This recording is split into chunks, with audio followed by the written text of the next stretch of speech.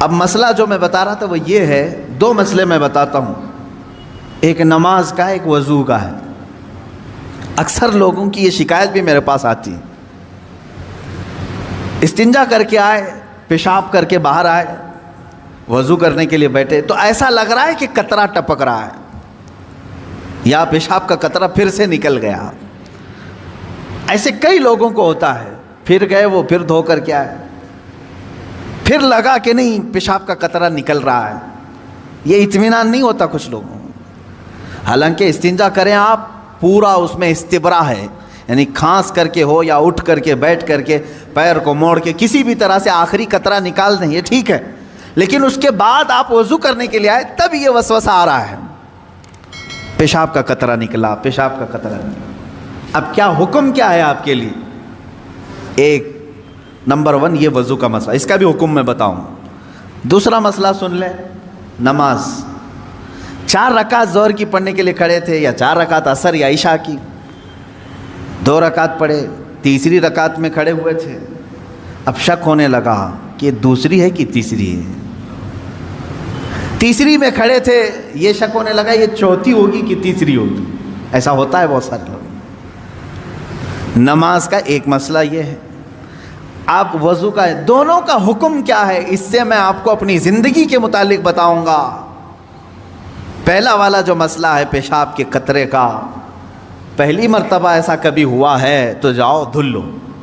ایک بار ایسا ہوا کہ پیشاب کا قطرہ ٹپکا ہے یا لگ رہا ہے، جاؤ دھل کے آ جاؤ۔ پھر ایک مرتبہ ایسا ہوا ہے کہ وضو کرنے بیٹھا ہوں، ایسا لگا کہ پیشاب کا قطرہ ٹپک گیا، جاؤ دھل کے آؤ، اور اتنا حصہ جہاں کپڑے میں لگا اس کو بھی دھل لو۔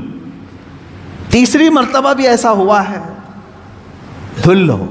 اب اس کے بعد شریعت کہتی ہے اب نہیں جانا، اس کے بعد اب وضو کے لیے اگر بیٹھو گے، تمہیں لگ رہا ہے کہ پیشاب کے قطرے ٹپک رہے ہیں، ٹپکنے دو۔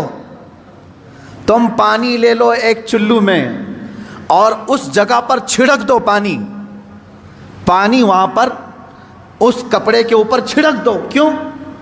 اس لیے کہ کہا گیا ہے کہ بعد میں اگر تمہیں وسوسہ بھی آنے لگے تو یوں سمجھ لو یہ پیشاب کا قطرہ نہیں بلکہ میرا چھڑکا ہوا پانی ہے، میرا چھڑکا ہوا پانی۔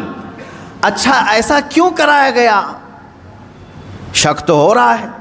سنیں فقہائے کرام نے فرمایا اے بندے، تجھے عبادت اللہ کی کرنی ہے۔ کس کی کرنی ہے؟ اللہ کو راضی کرنا ہے۔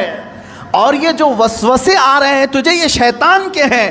اگر تو بار بار اٹھ کر کے دھونے کے لیے چلا جائے گا تو بات یہ ہوگی کہ نماز کا کہ جس میں اگر 3 میں 4 میں شک ہو، ایک بار ہو گیا تو چلو دوہرا لو، 2 بار ہو گیا تو چلو ٹھیک ہے، جتنا یقین ہے اس کے آگے کی رکعتیں پڑھ لو۔ اب اگر بار بار ایسا شک ہوتا ہے تو فرمایا گیا اپنی نماز ویسی ہی کمپلیٹ کرو، اس لیے کہ یہ شیطان تمہیں وسوسے ڈال رہا ہے۔ اگر تم اس کے وسوسوں کی طرف جاؤ گے تو یہاں ہوگا یہ کہ تم شیطان کی پیروی میں لگ گئے۔ حقیقت میں نماز تو رحمان کی عبادت ہے۔ آپ سمجھ رہے ہیں؟ یہ 2 مسئلوں سے میں تمہیں بتاؤں گا میرے عزیزو، پوری زندگی بھر شیطان اسی طرح سے کرتا ہے، تمہیں اپنے اصلی مقصد سے ڈائیورٹ کر کے کسی عام فضول چیز میں لگا دیتا ہے، فضول چیز میں لگا دیتا ہے۔ اسی لیے اب جیسے کسی نے اپنے پورے گھر کی فکر میں، اپنی جائیداد کی فکر میں پوری زندگی ختم کر دی، اسے معلوم ہی نہیں کتنے دن رہنے والا تھا، کتنی عمارتیں بنا رہا ہے، کتنی چھتیں قائم کرے گا۔ اے بندے، تیری زندگی لمبی سے لمبی جاتی تو 70-80 سال کی، تو بنا ہی رہا ہے 30-40 سال کی عمر میں، بچے ہیں تیرے پاس 25-30 سال، ان 25-30 سالوں کے لیے تو نے اپنی پوری زندگی جھونک دی، صحت و طبیعت سب برباد کر ڈالی۔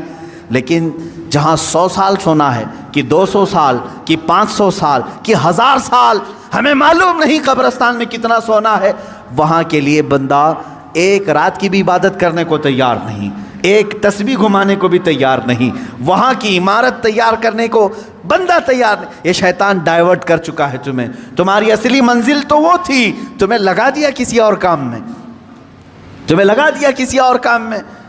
عزیزان گرامی، اسی لیے تو شاعر نے کہا تھا آگاہ اپنی موت سے کوئی بشر نہیں، سامان 100 برس کا ہے پل کی خبر نہیں۔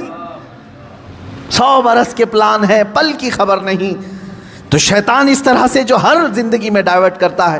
اب میں آپ کو بتاؤں ایک چیز، جن چیزوں کو ہم سمجھتے ہیں کہ یہی کل ہے دنیا میں، نوجوان یہ سمجھتا ہے کہ ایک خوبصورت لڑکی مل جائے پوری زندگی ہے. دیکھو اسی پر تو شعر و شاعری کرتا ہے، اسی پر تو پوری محبت کے نغمے گاتا ہے. اسے معلوم نہیں کتنے دن کیا یہ عائش ہے. اور کچھ لوگ یہ سمجھتے ہیں کہ مال، گاڑی، کار، بنگلہ ہو جائے یہی سب کچھ ہے. تقریباً انہی میں ہم سب دوڑ رہے ہیں، انہی میں ہم دوڑ رہے ہیں. ایک بادشاہ نے اعلان کیا کہ آج میری عنایتوں کا دریا جوش میں ہے، میں خوب عطا کروں گا.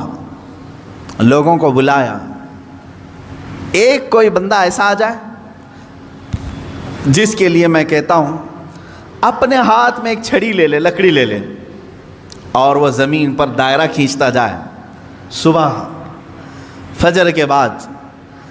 اب وہ دائرہ کھینچتا کھینچتا سورج کے ڈوبنے سے پہلے پہلے تک جتنا دائرہ کھینچ لے گا وہ پوری زمین اس کے نام پہ کر دوں گا.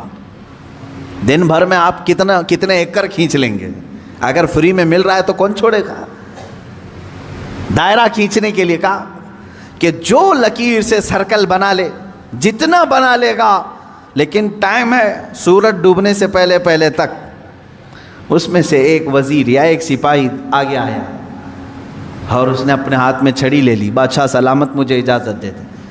اور بادشاہ نے کہا کہ اگر سورج ڈوب گیا تو پھر ایک بالشت زمین بھی نہیں دی جائے گی، یعنی 1 فٹ زمین بھی نہیں دی جائے گی.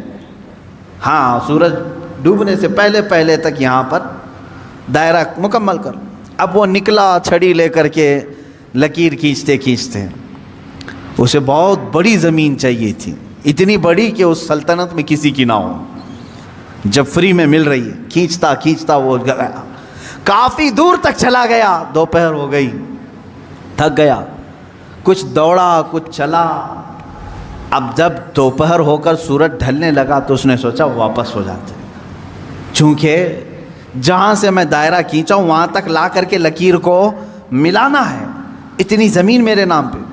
اب واپس ہوا. اب یہ کتنے کلومیٹر کی زمین گھیرا تھا واللہ عالم. دوڑا تھا اس نے صبح سے لے کر دوپہر تک، نہ کھانا ہے نہ پانی ہے، دوڑ رہا تھا.